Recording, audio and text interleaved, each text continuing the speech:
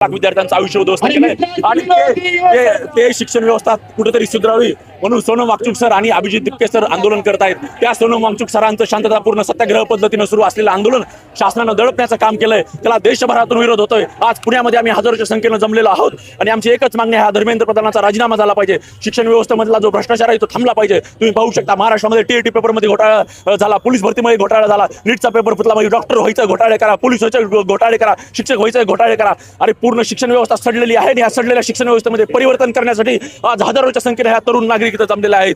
आमची सरकारला विनंती आहे की लवकरात लवकर तुम्ही निर्णय घ्या, धर्मेंद्र प्रधानाचा राजीनामा घ्या आणि या शिक्षण व्यवस्थेतील भ्रष्टाचार थांबवा, नाहीतर कुठेतरी सत्ता परिवर्तन झाल्याशिवाय राहणार नाही। तुम्ही आजूबाजूच्या देशामध्ये पहा की ज्या वेळेस हा तरुण एकत्र आलाय त्यावेळेस सरकारला सळुकी पडू करून सोडलेलं आहे। आज ही हजारोची गर्दी आहे ती कोणत्या पक्षासाठी नेत्यासाठी आलेली नसून ती स्वतःच्या हक्काने आपण बघतोय की भारतभर जेवढ्याही एक्झाम होत आहेत, नीटची एक्झाम हे एक माध्यम आहे आंदोलनाचं, पण आपण महाराष्ट्रात पण जर एक्झाम बघितल्या, आता 11 जूनला सीजेपीचं आंदोलन झालं, त्यानंतर सुद्धा 2दा महाराष्ट्रामध्ये पेपर टी झाली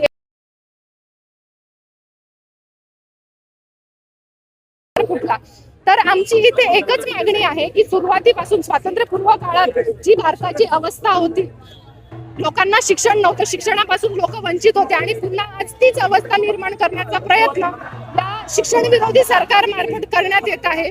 तर आम्हाला ही जी शिक्षण पद्धती आहे, ही जी परीक्षा पद्धती आहे, ही पारदर्शक पद्धतीने हवी आहे, जेणेकरून सर्वसामान्य जे विद्यार्थी आहेत ते सर्वच विद्यार्थी शिकून या देशाला पुढे नेऊ शकतील। कारण हा देश कुणा एकाची मालमत्ता नसून या देशाला स्वतंत्र करण्यासाठी अनेक महापुरुषांनी स्वतःच्या जीवाचे बलिदान दिलेले आहे। त्यामुळे त्यांना अपेक्षित असा भारत आपण घडवला पाहिजे आणि त्याचे सगळ्यात महत्त्वाचं माध्यम म्हणजे शिक्षण आहे। त्यामुळे आमची शासनाला एकच विनंती आहे